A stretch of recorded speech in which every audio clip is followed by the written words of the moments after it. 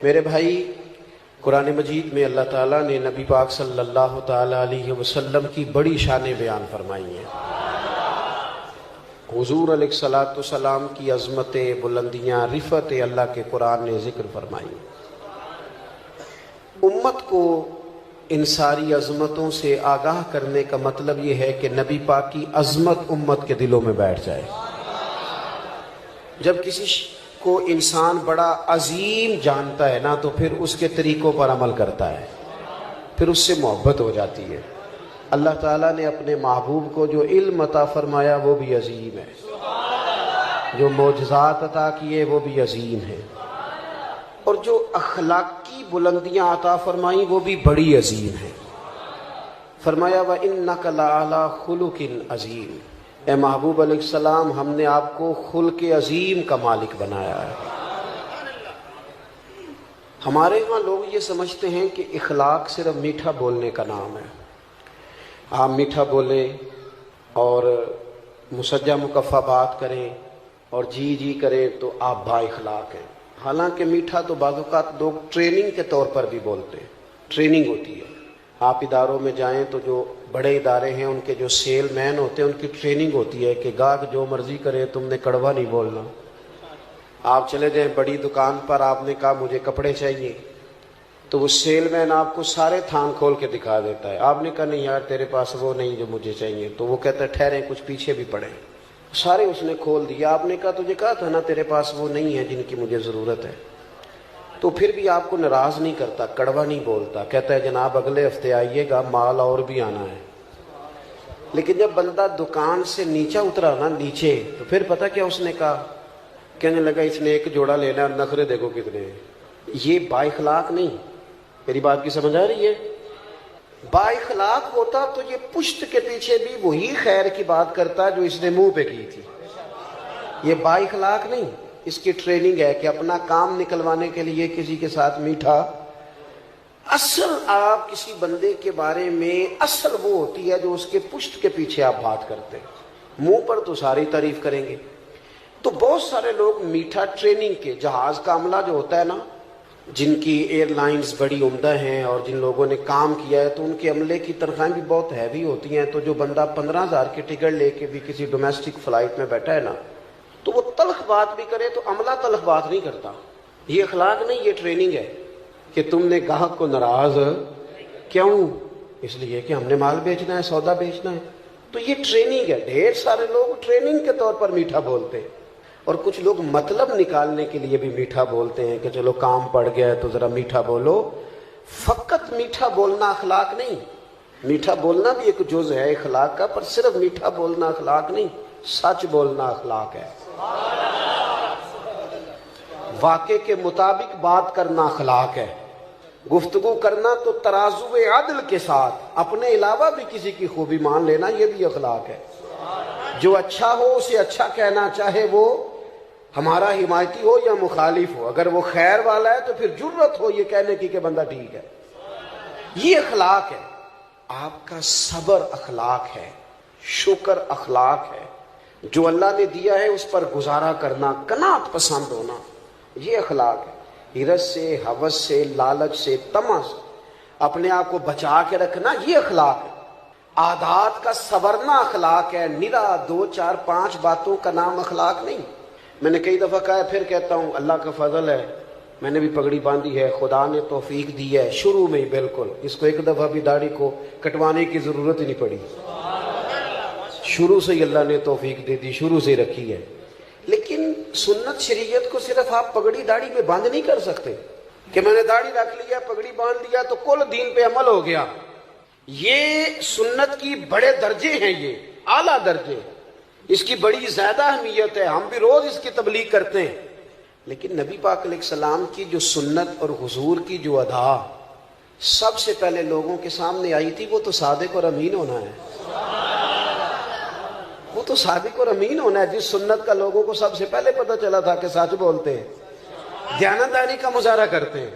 میرے عزیز، آپ کا لب و لہجہ، آپ کا انداز، آپ کا لین دین، ہمارے اس خطے میں نا بر صغیر پاک و ہند کا مزاج خانقاہی ہے، طبعاً مزاج ہی خانقاہی، بہت سارے علاقوں کا مزاج خانقاہی ہے، بہت سارے علاقوں کا. بغداد شریف کا مزاج خانقاہ ہی ہے. صرف وہاں حضور غوث اعظم کی خانقاہ مقدسہ ہی نہیں، حضرت معروف کرخی بھی ہیں وہاں، حضرت جنید بغدادی بھی ہیں وہاں، حضرت بہلول دانا بھی ہیں. مزاج طبیعت خانقاہی ہے. ہمارے بر صغیر پاک و ہند کا مزاج خانقاہی ہے. اس لیے یہاں پیر جس قسم کا بھی ہو چل جاتا ہے، جس قسم کا، چونکہ مزاج خانقاہی ہے نا، جس قسم کا بھی ہو وہ، کیونکہ پیر طریقت لکھا ہونا شرط ہے، چل جاتا ہے. مولوی صاحب نے نماز پڑھانی ہو تو چلو 10 صورتیں تو آنی چاہیے نا اسے، کچھ نہیں تو 10 صورتیں تو آئے نا. لیکن پیر سے یہ بھی نہیں پوچھتے کہ تینوں کو 10 آندیاں نے کہ نہیں. ایک جگہ میں گیا تو میں نے ان سے کہا کہ یہ پیر صاحب، اب گفتگو ختم ہو گئی تو پیر صاحب دعا کر دیں گے. کہنے لگے ہمارے پیر صاحب دعا نہیں کرتے، تقریر بھی نہیں کرتے. میں کہ آندی نہیں ہے کسی مدرسے پاؤ، آندی سے ضرور کرنی سی. مطلب کوئی کرائیٹیریا تو ہونا یار. اتنا زیادہ تو نہ اپنے آپ کو نیچے لے جائیں کہ کوئی حال ہی نہ ہو جو آپ جس کو مرضی آپ کوئی دنیا میں کرائیٹیریا مقرر کریں کسی چیز کا بھی. بڑے نے جی اب نہ نکالیے گا پیسے. اب میری بات سنیں، اللہ جزائے خیر دے.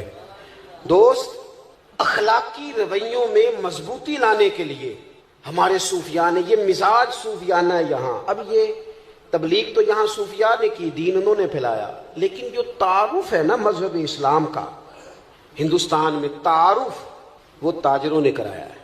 یہاں سب سے پہلے جو لوگوں کو تعارف ہوا نا مذہب اسلام کا، قرآن کا، نبی پاک علیہ السلام کا، وہ تاجروں کے ذریعے ہوا ہے.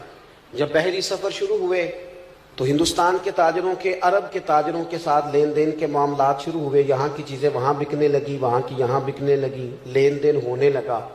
تو یہاں کے لوگوں نے یہ دیکھا کہ عرب شریف کے جو تاجر ہیں وہ جو کہتے ہیں وہی کرتے ہیں. لین دین کے معاملات میں بڑے کلیئر ہیں، صاف ہیں. ان کا وہ مزاج کی نفاست دیکھ کر یہاں کے لوگوں نے پوچھا تم کس دین کے ماننے والے ہو؟ تو جب یہ پوچھنا پڑا کہ یہ جو تمہارا لہجہ ہے، یہ جو تمہارا معاملات ہیں، لینے دینے کا صفائی ہے، کس مذہب سے تمہارا تعلق ہے، اتنا اعلیٰ اخلاقی رویہ، تو عرب تاجروں نے کہا ہم رسول رحمت کے دین کے ماننے والے ہیں. آپ جب تک اپنے اخلاقی رویوں میں تبدیلی نہیں لاتے، مزاج میں تبدیلی نہیں لاتے. ہمارے حضرت صاحب بڑے جلالی ہیں جی. کس بنیاد پر جلالی ہے؟ تاجروں پر جلال کرتے ہیں، کروڑ پتی بندے پر جلال کرتے ہیں. کس پر جلال کرتے ہیں؟ ماڑا مرید آ گیا نا بیچارہ، جس نے دینا کچھ نہیں، اور ویسے بھی نفسیاتی ہے، تھوڑا دکھی زیادہ ہے، کاروبار نہیں چلتا، روز یہ آ جاتا ہے وظیفہ دسو، تویز دو، اس پر جلال آتا ہے. وہ اچھا نہیں لگتا، وہ برا لگتا ہے، اس کو ڈانٹ دیتے ہیں. وہ جلالی پیر تو تھے وہ کہ جن کو لوگوں کی غلطیوں پر، ان کے بار بار گناہ کے اصرار پر جلال آتا. وہ کون تھے؟ وہ حاجی ابو داؤد محمد صادق جیسے لوگ جو جلال کرتے تھے. کس بات پر کہ تو نے داڑھی کیوں نہیں رکھی، تو سنت پر عمل کیوں نہیں کرتا. یہ تھا جلال، اس کی سمجھ آتی ہے. لیکن آپ کس جلال کی بات کر رہے ہیں؟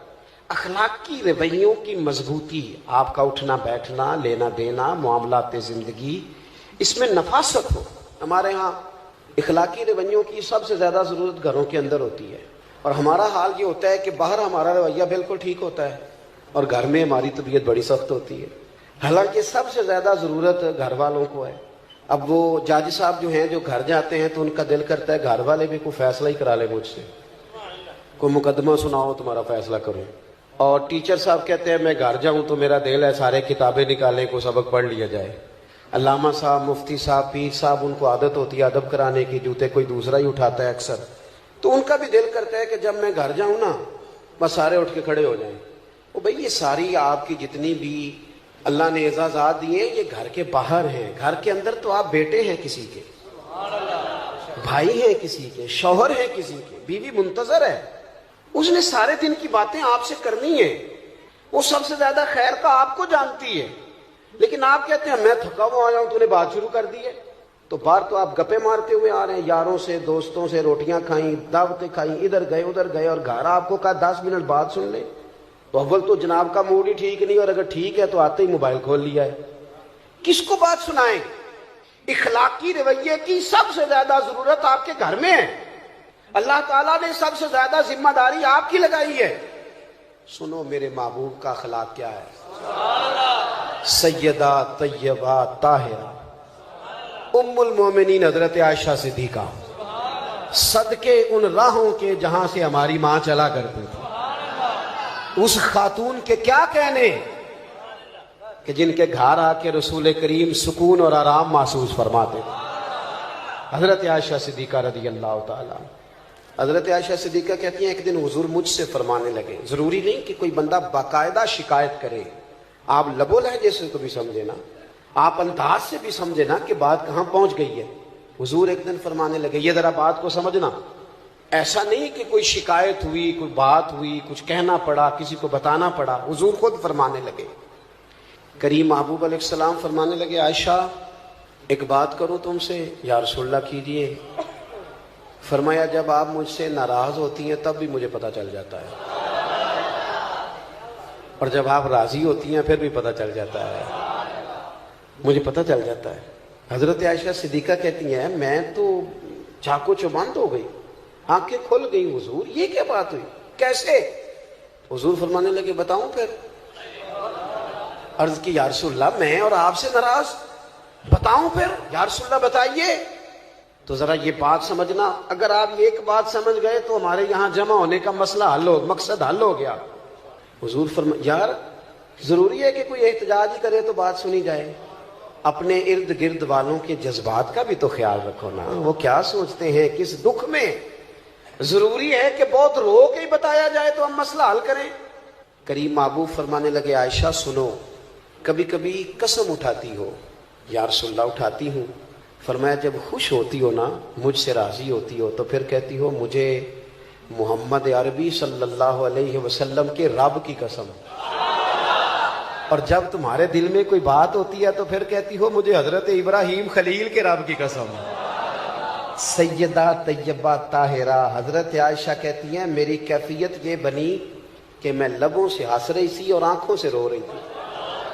کریم یہاں تک خیال کرتے ہو لفظوں کا بھی جملوں کا بھی، یہاں تک حضور اس قدر گہرائی میں، حضور اتنا ایک باری میری آنکھیاں چوں اونا نے اتھرو پونجے سن، ہن تے چسکا پہ گیا رونے دا، تے ہر ویلے یا ہو زاری دا۔ کہتی ہیں حضور سید عالم علیہ السلام کا وہ انداز کہ حضور قائل کر لیتے، محبت سے اپنی طرف مائل کر لیتے، لبوں سے ہنستی آنکھوں سے روتی، حضور اتنا خیال رکھتے ہو، جملوں اور لفظوں تک کا احساس کرتے ہیں۔ عرض کرنے لگی حضور آپ بالکل ٹھیک فرما رہے ہیں، لیکن یا رسول اللہ میری نا زبان سے آپ کا نام ہی جاتا ہے، میرے دل میں ہر وقت آپ ہی موجود ہوتے ہیں۔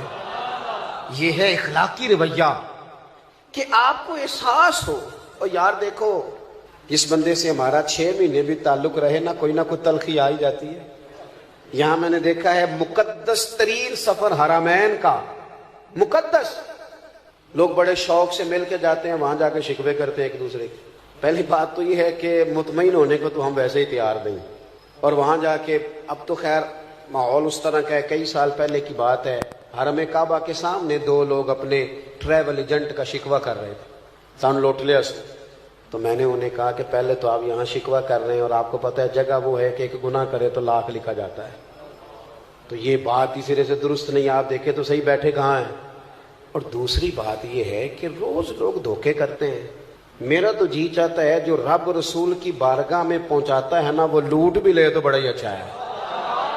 کچھ 24 گھنٹے شکوے، میں ایک جگہ محفل نعت میں حاضر تھا، اب تو میں نے بچت کرا لی ہے، میں عشاء کے بعد جاتا ہی نہیں، اس لیے کہ کوئی کسی قسم کا نعت کا پلے پڑ جاتا ہے، بعد میں جواب دیتے پھر ہو کہ جناب یہ اس نے یہ کہہ دیا ہے، آپ بھی موجود تھے، لہٰذا ہم ویسے ہی بچت کرتے ہیں، دور سے اتقوا مواضعکم، تہمت والی جگہ سے ہی بندہ بچے۔ تو ایک جگہ بیٹھے تھے تو نعت خانہ شعر پڑھ رہا تھا، اور شاید میرے جیسے لوگوں کے لیے پڑھ رہا تھا، مرحوم اعظم چشتی کا کلام تھا، تیری نسبت نے سوارا میرا انداز حیات، میں اگر تیرا نہ ہوتا سگے دنیا، میں گلیاں دا روڑا کوڑا تے محل چڑھایا ہے سانیاں۔ تو ذرا بات بن گئی، کچھ سخت لوگوں کی آنکھوں میں بھی آنسو آ گئے، تو میں نے ساتھ والے سے کہا کہ لیکن میں بھی کرتا رہتا ہوں کہ یار آپ لوگ کیوں پہلے ڈیمانڈ کرتے ہیں، کیوں پیسے طے کرتے ہیں، یہ غلط بات ہے، کیوں آپ یہ چیزیں، لیکن میں آپ سے عرض کروں بیچنے والے اتنے مجرم نہیں جتنے خریدنے والے مجرم ہیں۔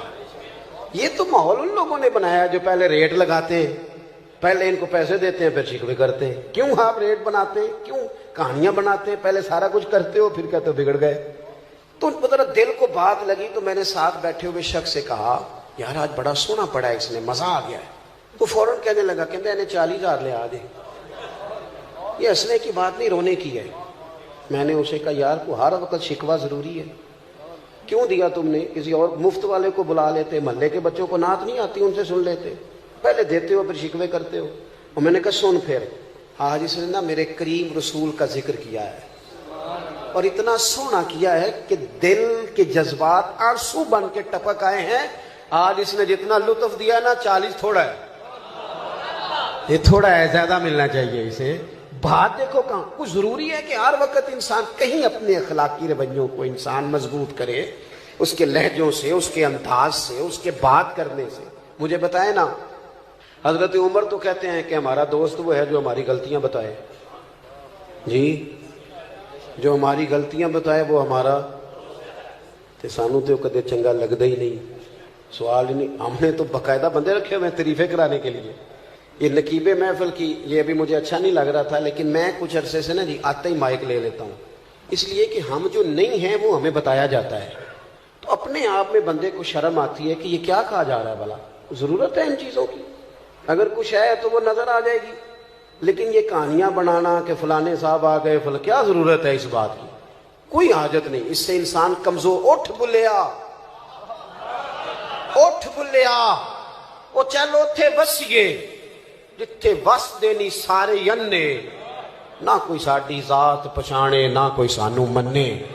کبھی تو انسان نکلے نا کیمرے کی آنکھ سے باہر، وہ حقیقت کی زندگی میں بھی آئے نا۔ حضرت عمر رضی اللہ تعالیٰ عنہ بڑے آدمی تھے نا، پر یہ اخلاق ہے کہ حضرت سلمان فارسی ملنے آئے تو کہنے لگے میرے اندر کوئی غلطی ہے تو مجھے بتا کے جانا، سارے میری تعریفیں کرتے رہتے، یہ اخلاق ہے۔ تو حضرت سلمان فارسی کہنے لگے ہے نا غلطی آپ کے اندر، آپ کو نہیں پتا قحط پڑا ہوا ہے، لوگوں کو روٹی نہیں مل رہی، اور آپ نے سالن کے ساتھ چٹنی بھی رکھی ہوئی ہے، ایک چیز کھائیں یا سالن کھائیں یا چٹنی کھائیں۔ تو حضرت عمر کیا کہنے لگے؟ کہنے لگے رب تیرا بھلا کرے، تو نے عمر کی اصلاح کر دی، اللہ تجھے بہترین جزا عطا فرمائے۔ یہ تربیت ہے، یہ مزاج، یہ اخلاق ہے۔ یہ مت سمجھیں کہ نیرا تھوڑی دیر میٹھا بولیں، جناب روٹی کھانی ہے، جناب کھانا کھانا ہے، تو واپس آ کے بڑا با اخلاق ہے جی، سانو بڑا پروٹوکول دیتا سو۔ او بھائی یہ تو بھالوں کا ضرورت کے لیے کرتے ہیں لوگ۔ آپ کے لہجے میں حسن تب آئے گا جب آپ اخلاق کی اصل پوزیشن کو سمجھیں گے۔ بس میں بات سمیٹنے لگا ہوں۔ حضور نے ایک بہت بڑا اخلاقی رویہ بتایا ہے۔ زندگی میں ضروری نہیں ہوتا بندہ سب جگہ کامیاب ہی ہو۔ یہ نوجوان ذرا غور کریں میری بات پر، میدان میں رہنا شرط ہے، جیتنا شرط نہیں۔ جتنے انبیاء کرام علیہم السلام دنیا میں آئے سارے کامیاب ہو کے گئے، لیکن کسی کا کلمہ 4 لوگوں نے پڑھا ہے، کسی کا 6 نے پڑھا ہے۔ ڈیوٹی کتنی ہے؟ 950 سال، کلمہ پڑھا 6 لوگوں نے، پر نبی کامیاب ہو کے گئے۔ کیوں؟ کہ رب نے جو ڈیوٹی لگائی تھی وہ ڈیوٹی انہوں نے پوری کی ہے۔ ان کے ذمے ڈیوٹی لگائی گئی تھی، ان کے ذمے ہزاروں لاکھوں کا مجمع جمع کرنا۔ کو نہیں سمجھ آئی آپ کو میری بات کی؟ ہم نہ جیتنا چاہتے ہیں، ہمیں لازمی طور پر نتیجہ اپنی مرضی کا چاہیے، اور نہ بھائی چھوڑ دے، نتیجہ اس پہ چھوڑ دے۔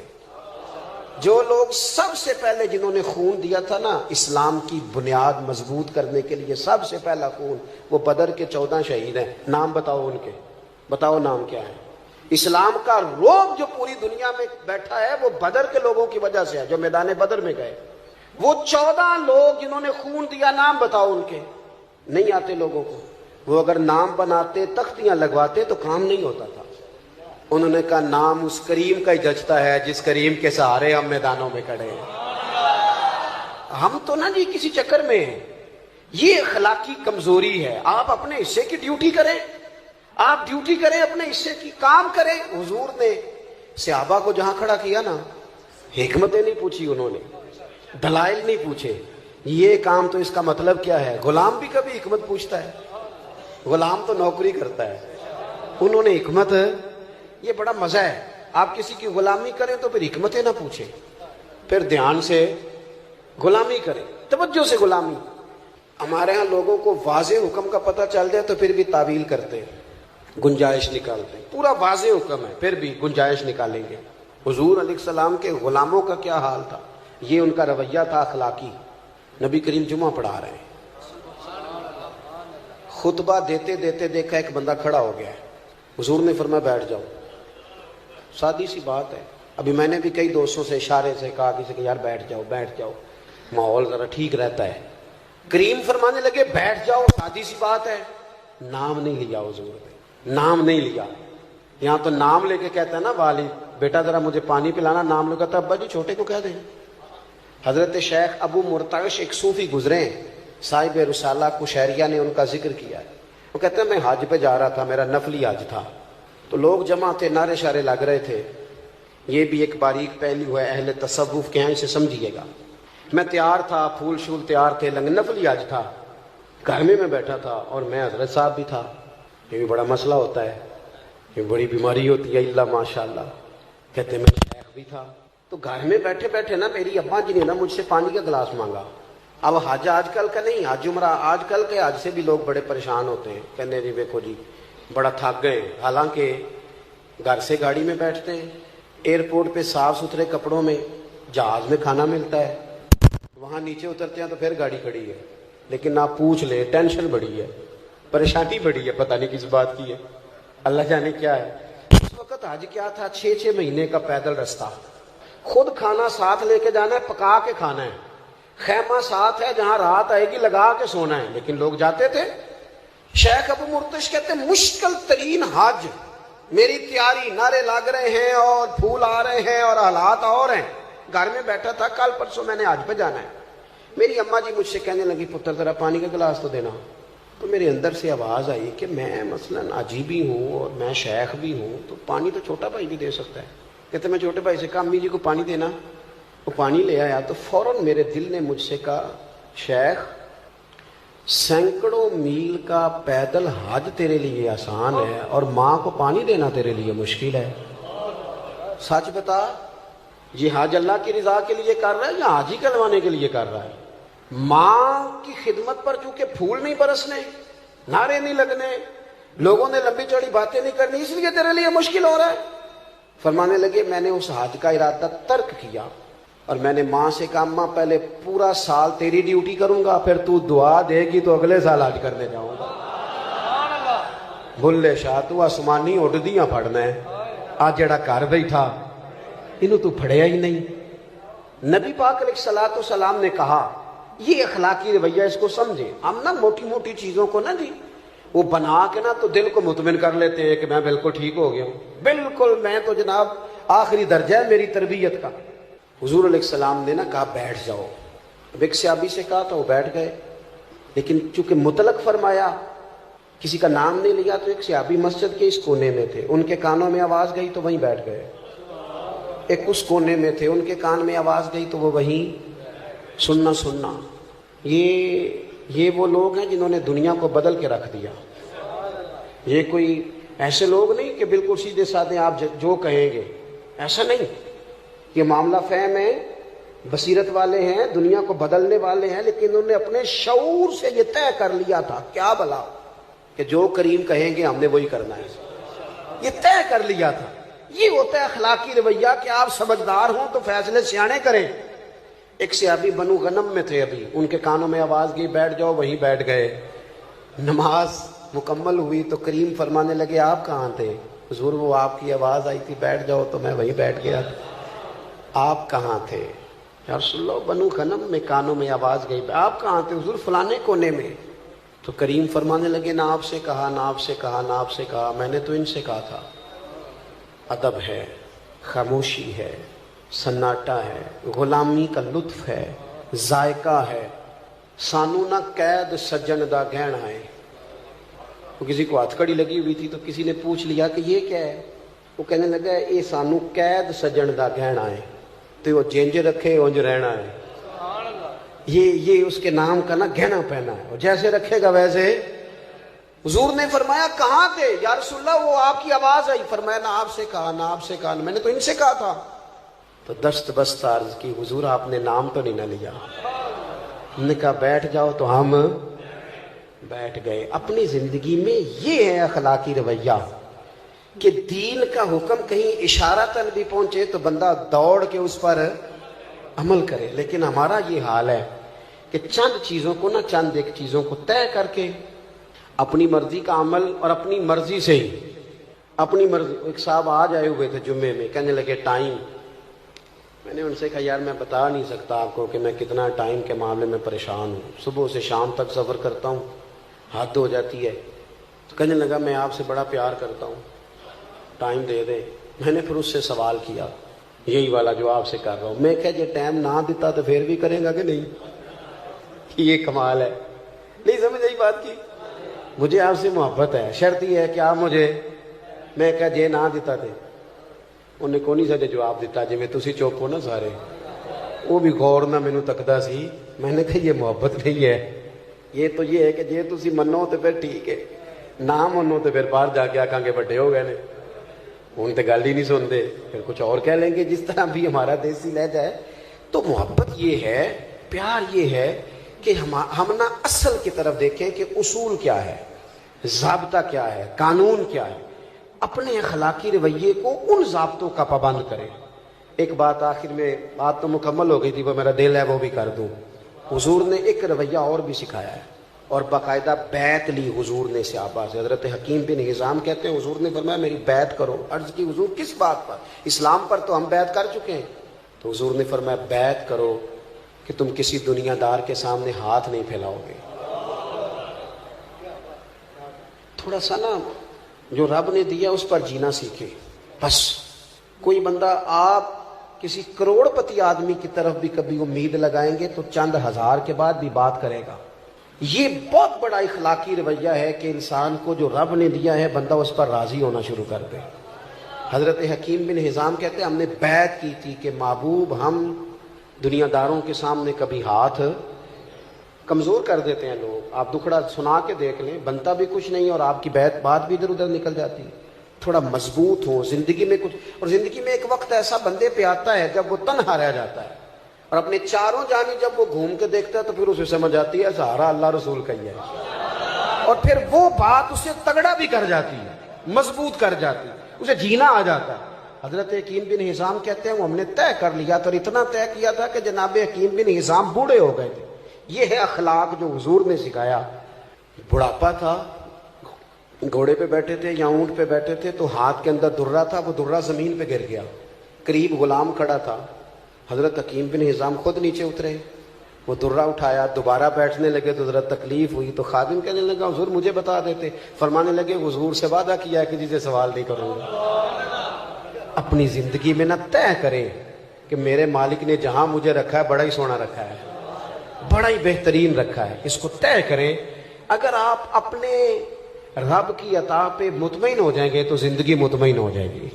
یہ بہترین اخلاق ہے کہ انسان اپنی ذمہ داری. ہمیں دوسروں کا سارا پتہ ہوتا ہے کہ وہ کام صحیح نہیں کر رہے, اور یار یہ تو آپ سے حساب ہی نہیں ہونا, آپ سے تو آپ کا حساب ہونا ہے کہ جو آپ کی ذمہ داریاں ہیں وہ آپ ٹھیک پوری کر رہے ہیں. آپ اپنی ڈیوٹی کو مضبوط کریں بجائے اس کے کہ ادھر ادھر دیکھا جائے. اللہ کے حضور دعا کرتا ہوں اللہ ہم سب کے لیے عمل کا رستہ آسان کرے. آخر دعوانا. تو ہمارے پاس قرآن پاک سب سے بڑی دلیل ہے, سب سے بڑی. اگر کافروں کے پاس قرآن پاک کا کوئی جواب ہوتا نا تو وہ بدر میں تلواریں لے کے نہ آتے, قرآن کا جواب لے کے آتے. جواب ختم ہو گیا تھا تو انہیں تلوار اٹھانی پڑی. قرآن پاک صداقت کی دلیل. ہمارے ہاں ہوا یہ کہ قرآن کے قاری تو اللہ کے فضل سے موجود ہیں, حافظ بھی موجود ہیں. ابھی انشاءاللہ صاحبزادہ صاحب کی بھی دستار بندی ہوگی. قاری ہیں, حافظ ہیں, عالم ہیں. ضرورت ان لوگوں کی ہے جو قرآن پاک سے محبت کریں, جو کسی قاری صاحب سے آ کے کہیں میرا دل کرتا ہے آج آپ مجھے سورہ ملک کی تلاوت سنائیں, میرا دل کرتا ہے سورہ رحمان پڑھ کے سنائیں. بڑی اچھی بات ہے, محفلوں میں رکے آتے ہیں, بڑی اچھی بات ہے, سونی بات ہے. لوگ فرمائش کرتے ہیں فلانی نعت پڑھو, لیکن چلو کوئی ایک رکا آ جائے کہ جناب سورہ یاسین پڑھو, کبھی آ جائے, دل کرتا ہے کبھی آ جائے. آیا نہیں ویسے ابھی تک, کبھی آیا نہیں. آنا چاہیے کہ نہیں آنا چاہیے؟ اچھا ایک اور مسئلہ ہے, نقیب خطیب نعت خاں میری طرح جو بندہ بھی اسٹیج پہ آئے گا وہ آ کے کہے گا سارا قرآن حضور کی تعریف ہے. یہی کہتے ہیں سارے تے سناندے شعر نے. بھئی سارا قرآن بقول تیرے حضور کی تعریف ہے تو پڑھ نہ 4 آیتیں پھر. وہ آئے تو ایک بھی نہیں سنا رہا سارا قرآن. بلکہ اب تو اللہ خیر کرے میں تو اسٹیج پہ پریشان ہو جاتا ہوں جب نقیب محفل کو دوڑ دھوپ کرتا ہے نا بہت زیادہ. بھاگ کے ادھر چلے گئے بھاگ کے ادھر چلے گئے مائک نکال لیا کہتے پرا ہو جو میں جملہ دینے لگا.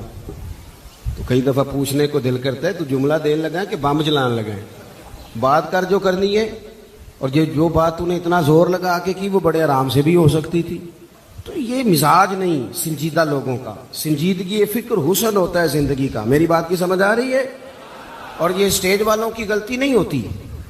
ہم جو سننے سنانے والے ہیں نا میری ہمیشہ یہ رائے رہی ہے کہ نعت پڑھنا بھی بڑا کمال ہے لیکن اصل تو سننا کمال ہے. اس لیے کہ نعت صحابہ پڑھتے تھے اور مدینے والے محبوب سنا کرتے تھے. تو جب سماعتیں زیادہ مؤثر ہوں گی مہذب ہوں گی تو انشاءاللہ سننے والے بھی اسی ترتیب سے چیزوں کو مرتب کریں گے. عام دام برسر مطلب قرآن پاک ہمارے پاس دلیل اور قرآن پاک میں سچ مچ ہر چیز کا حل موجود ہے. لیکن اس کے لیے جو قرآن پاک سے پیار کرے قرآن پاک سے محبت کرے. آپ یقین کریں کہ اب تو کئی دفعہ نا مشکل محسوس ہوتا ہے کہ کس طرح کر کے اللہ رسول کی بارگاہ میں جائیں گے.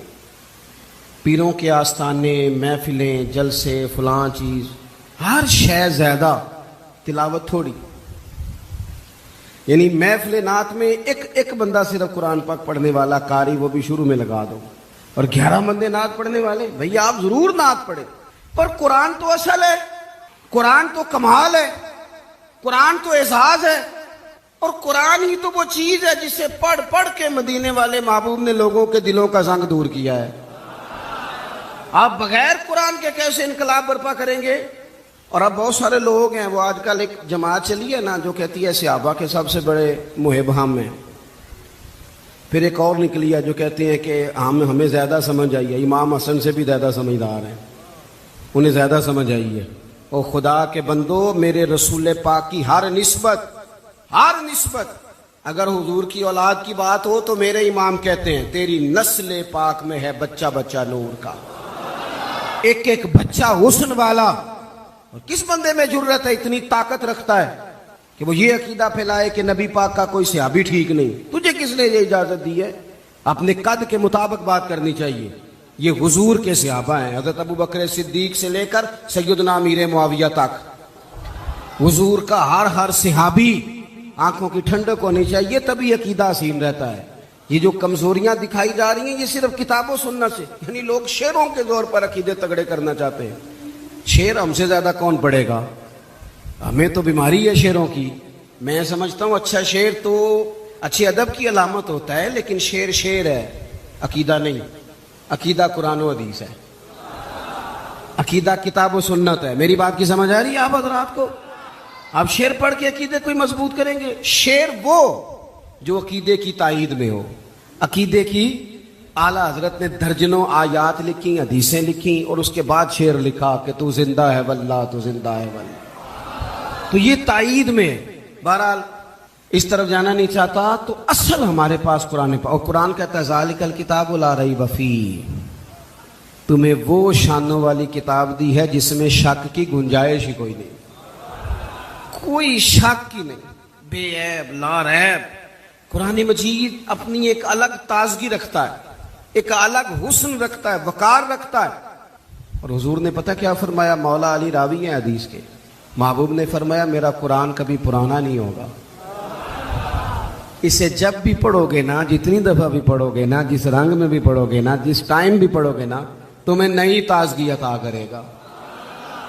اللہ نے توفیق دی ہے کئی دفعہ گزرے ہیں قرآن مجید کے ترجمے اور تفسیر کو دیکھا ہے لیکن آج بھی جب دوبارہ پڑھتے ہیں نا کسی تفسیر کو تو ایک ہی آیت نئے معنی دینا شروع کر دیتی ہے. نئے مفاہیم نیا حسن نئی جاذبیت. قرآن پاک پڑھیں قرآن پاک سے دلچسپی پیدا کریں قرآن مجید کے ترجمے کو سمجھیں قرآن مجید کی تفاسیر کو دیکھیں اپنی دلچسپیاں قرآن پاک کے ساتھ مضبوط کریں. صحابہ کیا کرتے تھے؟ حضرت سیدنا ابو موسیٰ اشعری رضی اللہ تعالیٰ عنہ قرآن مجید بڑا سونا پڑھتے تھے. ہر بندہ ہر کام نہیں نہ کر سکتا.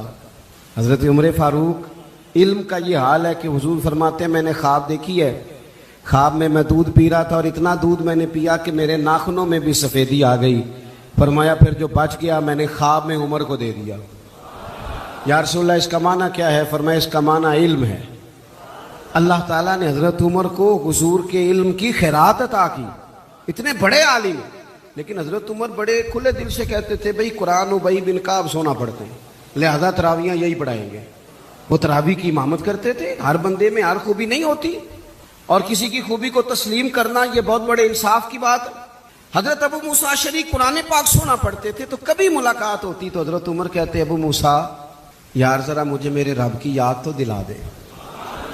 تو وہ کہتے حضور آپ کو کوئی رب بھولا ہوا ہے؟ فرمایا ذرا یاد تو دلا. پھر وہ قرآن پاک پڑھتے, اور جب وہ قرآن پاک پڑھتے تو حضرت عمر روتے. قرآن مجید کے ساتھ اپنی دلچسپیاں, اپنا مزاج. مفسرین نے لکھا ہے کہ صحابہ جب ایک دوسرے سے ملتے تھے نا تو السلام علیکم کے بعد سورہ عصر کی تلاوت کرتے تھے. وہ کہتے تھے کہ اس کے اندر اللہ تبارک و تعالیٰ نے دین اسلام کی چیزوں کو, بنیاد اور اساس کو جمع کر دیا. اپنا ذوق قرآن پاک کے ساتھ. دیکھیں یورپ میں تھوڑے دن پہلے میں ایک آرٹیکل دیکھ رہا تھا,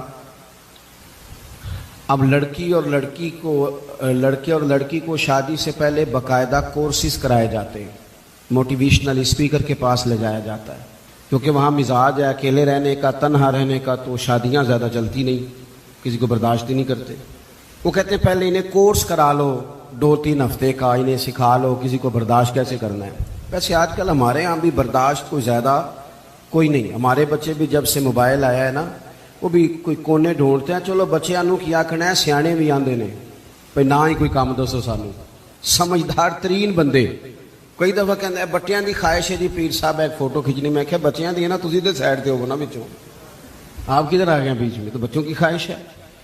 یعنی وہ جو خاص رغبت ہم نے موبائل سے پیدا کر لی, تو پھر بندہ تنہائی پسند ہوتا ہے, کسی کے ساتھ وقت نہیں گزار سکتا, مشکلات ہوتی. اب کتابیں لکھی جاتی ہیں زوجین کے حقوق پر, لیکچر دیے جاتے ہیں. میں کہتا ہوں ساری دنیا کے ماہر نفسیات کٹھے کرو اور سارے لیکچر ایک جگہ پہ, اور قرآن مجید کا ایک جملہ ایک جگہ پہ. ہن لباس لکم وانتم لباس لہن. اللہ فرماتے ہیں مرد عورت کا لباس ہے, عورت مرد کا لباس. یہ آپ لے لیں, آپ نکال لیں, جتنے لوگ بھی ہیومن رائٹس پہ بات کرتے ہیں, جتنے لوگ بھی آپ کو زوجین کے مسائل سکھاتے ہیں, جتنے بھی, یہ ایک جملہ کہ مرد عورت کا لباس ہے, عورت, اس سے بڑی بات مل نہیں سکتی آپ کو. 3 باتیں مفسرین نے لکھی, زیادہ لکھی ہیں, میں 3 عرض کرتا ہوں. وہ کہتے ہیں ایک تو بات یہ ہے کہ بندہ جتنا مرضی بھی سونا ہونا, لباس نہ ہونا پہنا ہوا تو بدصورت لگتا ہے. لباس شخصیت کا آئینہ دار ہے. وہی بندہ دیکھیں نا, میں کسی کی بات نہیں کرتا, میں پرسنل ذاتی طور پہ محسوس کرتا ہوں کہ میں ننگے سر بیٹھا ہوں نا, خالی ننگے سر, تو مجھے کئی دفعہ بچے بھی کہہ دیتے ہیں کہ بابا ٹوپی کدھر ہے. اور اگر آپ ٹوپی پر امامہ رکھتے ہوں, آپ کا اعزاز اور ہے. لباس سے انسان حسین ہوتا ہے, بغیر لباس کے نہ مہذب ہوتا ہے, نہ حسین ہوتا ہے, نہ شائستہ ہوتا ہے. اللہ نے کہا کہ تنہا تنہا زندگی کیسے گزارو گے؟ مرد عورت کا لباس ہے, عورت مرد کا لباس ہے. یہ ازدواجی زندگی تمہیں سجائے گی, تمہارے ہاں اولاد ہوگی, تمہارے رشتے بڑھیں گے, سسرال کے میکے کے رشتوں میں وسعت آئے. پھر دوسری بات مفسرین نے لکھی, مرد عورت کا لباس ہے. عورت, آپ کو سردیوں میں بھی لباس کی ضرورت ہوتی ہے اور گرمیوں میں بھی لباس کی ضرورت ہوتی ہے. یعنی اگر آپ شدید گرمی میں بھی باہر نکلیں گے تو کوئی آپ سے کہے گا او کپڑا رکھ لے بھائی سرتے. اس کا مطلب ہے لباس گرمی سے بھی بچاتا ہے اور سردی میں تو پھر ضرورت ہے ہی. تو یہ جو میاں بیوی ہوتے ہیں نا, یہ بھی ایک دوسرے کو دکھوں سکھوں سے بچاتے ہیں. یہ بھی گہرائی میں آپ اتر کے دیکھیں تو یہ ڈھارس بندھاتے ہیں, ایک دوسرے کے لیے یہ آسانی کا باعث بنتے ہیں. اور تیسری بات, جسم کے اوپر جتنے بھی داغ دھبے ہوں نا, لباس سے چھپ جاتے ہیں. سارے عیب لباس چھپا دیتا ہے. میرے رب نے کہا عورت تیرا لباس ہے، تو عورت کا لباس ہے، وہ تیرے پردے رکھ لے گی تو اس کے پردے رکھ لے گا، چھپ جائیں۔ تو آپ قرآن مجید کو پڑھیں گے، یہ میں نے صرف گھر کا ایک ذاتی مسئلہ جس کی ہر ایک کو ضرورت ہے وہ قرآن پاک سے آپ کی خدمت میں عرض کیا، آپ قرآن پاک کو پڑھیں، قرآن مجید کی تلاوت کریں۔ آپ میرے پاس ایک صاحب آئے تھے، کہنے لگے میں اخلاقی بلندی چاہتا ہوں لیکن قرآنی اخلاق سے، میں نے کہا تو صرف سورۃ حجرات کی تلاوت کر، اس کو سمجھ لے جا تو ایک سورت پڑھ، تجھے اندازہ ہو جائے گا کہ کتنے بلند اخلاق کی قرآن بات کرتا ہے۔ آخری گزارش جو آپ سے کرنی ہے، آپ میری بات پر زیادہ توجہ دیں گے، قرآن پاک خالی بھی پڑھا جائے نا تو رحمت کا نزول ہوتا ہے، یعنی ایک حرف پڑھنے سے 10 نیکیاں ملتی ہیں۔ اور حضور نے وضاحت کر کے کہا کہ میں یہ نہیں کہتا کہ الف لام میم ایک حرف ہے، فرمایا الف ایک ہے، لام دوسرا ہے، میم 30 نیکیاں ملتی ہیں۔ آپ کی میں بات نہیں کرتا، لیکن چند ایک لوگ جن کو میں زیادہ قریب سے جانتا ہوں، جہاں مجھے زیادہ، میں خاص اپنے دوستوں کو اکیلے میں بھی گزارش کرتا ہوں کہ یار مجھے لگتا ہے کہ تجھے کئی مہینے ہو گئے تو نے قرآن پاک نہیں دیکھا۔ میرے حضرت صاحب رحمۃ اللہ علیہ مریدوں سے کہتے تھے قرآن جی ضرور کھولنا، اور ایک صاحب ایسے تھے کہ جو بڑے سخت مصروف رہتے تھے، تو حضرت صاحب ان کو فرمانے لگے نہ بھی نہ کبھی بڑا کم ٹائم ہو نا، پڑھنے کا موقع نہ بھی ہو تو سویرے ایک دفعہ نماز کے بعد اس کی زیارت کر لینا، قرآن پاک سے رحمت کی شعائیں نکلتی ہیں۔ قرآن پاک کے ساتھ اپنی دلچسپیاں، یعنی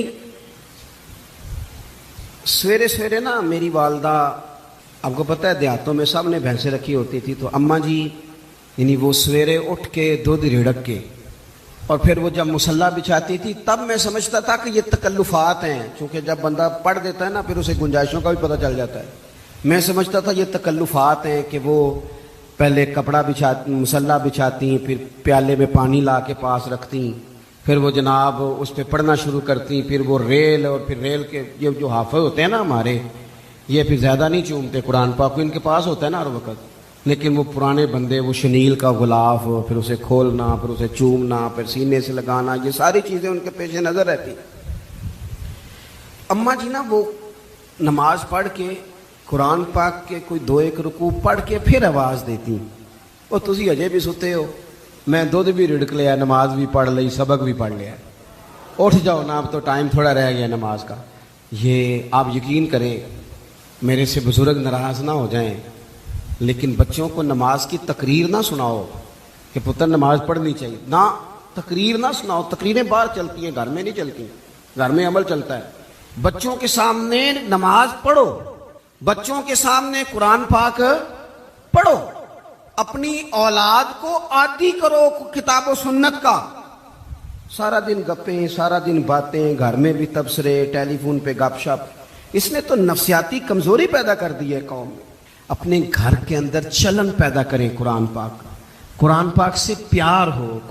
وہ ایک دفعہ نا یہ ضلع شیخو پورہ کے کسی گاؤں میں ایک آڑتی تھا، یہ منڈی میں آڑت، وہ پرانی بات ہے پاکستان بننے سے پہلے کی، وہ سادہ سا بندہ تھا، داڑھی رکھی تھی، 5 وقت نماز پڑھتا تھا، تو فوت ہو گیا، آڑت کرتا تھا تو اس کی قبر سے خوشبو آنے لگ گئی۔ یہ تو کدی کسی پیر دی قبر چوندی تو پھر کوئی منڈیا نے بٹت کرنی سی پیراں دیاں نے، پھر تو کمال ہو جانا تھا، اللہ خیر فرمائے، اللہ ماشاءاللہ، پھر کوئی کہانی، کوئی کرامت ادھر ادھر سے جوڑ جاڑ کے بھی لوگ بنا لیتے ہیں۔ لیکن وہ سادہ آدمی تھا، قبر سے خوشبو آنے لگ گئی، شور پڑ گیا، لوگ جمع ہو گئے، بندے نا آہستہ آہستہ وہ عدت ختم ہوئی تو اس کی خاتون سے کہنے لگے کہ مثلاً انگوٹھا چھاپ بندہ تھا، سائن بھی نہیں کرنے آتے، قبر سے خوشبو، آخر کوئی تو عمل ہوگا۔ کہنے لگی اسے نا قرآن پاک سے بڑا پیار تھا، پڑھا ہوا نہیں تھا، تو ہر روز وضو کر کے نا دن میں 2 وقت قرآن پاک کھولتا اور پھر اس پہ لائنوں پہ انگلیاں رکھ رکھ کے چلاتا، رو کے کہتا مالکا غلطی ہو گئی ہے، میں نے پڑھنا چاہیے سی، اللہ تو جو بھی آکھے ہے سچی آکھے ہے، تیرا کلام بڑا سچا ہے، مالک تو بڑا کریم ہے، تو میرے واسطے خیر دیاں گلاں کی تھی۔ کہتے ہیں وہ قرآن پاک سے بڑا پیار کرتا تھا، بیماری، تندرستی، سفر، حضر، قرآن سے بڑا پیار کیا۔ لوگ سمجھ گئے یہی تو وجہ ہے کہ قبر کی مٹی سے بھی خوشبو آ رہی ہے۔ اچھا، میں بعض جگہوں پہ مجھے زندگی میں ایسے بھی تجربات ہوئے کہ یار یہ اللہ کی کتاب ہے۔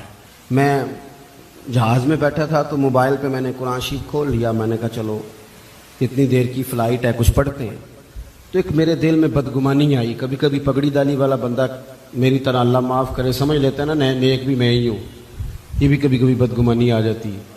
تو میں وہ تلاوت کر رہا تھا تو میرے دل میں خیال آیا یار دیکھو سارے لوگ کانوں میں ٹوٹیاں لگائی ہیں، گپیں لگا رہے ہیں، قرآن پاک پڑھ لینا چاہیے تھا۔ تو ایک نوجوان اس نے نا بال پیچھے یہاں ربڑ ڈالی ہوئی عورتوں کی طرح، پینٹ شرٹ بڑی ڈاڑھی اور بڑا جدید فیشن کا اس کا سٹائل۔ تو میرے ساتھ جو سیٹیں تھیں ان پہ وہ بیٹھ گیا اور پھر اس نے فائلوں کے اندر سے سورۃ یاسین نکال لی، اور جب اس کو میں نے تلاوت کرتے دیکھا نا تو میں نے دل میں معافی بھی مانگی اللہ سے، اور میرے دل میں یہ بھی خیال آیا کہ یہ اللہ کا قرآن ہے، مولوی وہ قاری صاحب، حافظ صاحب، وہ فلاں صاحب، اپنے جیسے لوگوں سے، نیک لوگوں کی بات نہیں کر رہا، وہ تو نہ پڑھے تو کیا سمجھتا ہے کوئی پڑھتا ہی نہیں؟ یہ تو اللہ کا قرآن ہے، یہ پڑھا جاتا تھا، پڑھا جاتا ہے اور قیامت کے بعد بھی پڑھا جاتا رہے گا۔ پتہ نہیں اللہ نے، یعنی اگر میں اور آپ نہیں پڑھیں گے تو یہ محتاج نہیں، کس سے رب پڑھوا رہا ہے، کون پڑھ رہا ہے، کس طرح لوگ پڑھ رہے ہیں۔ تو قرآن پاک سے محبت کریں۔ آج زور کے بعد پڑھ لیں گے کو 2 4 آیتیں۔ چلو میں کدوں آکھے ہاتھ کھڑے کرو، یہ قسم چکو تسی نیت بھی نہیں پہ کر دے، تھوڑا سا پڑھ لیں گے انشاءاللہ تعالی۔ اچھا 2 3 دن میرے کہنے پہ پڑھیں آپ، 2 3 دن صرف، لمبا نہیں۔ میرا یہ تجربہ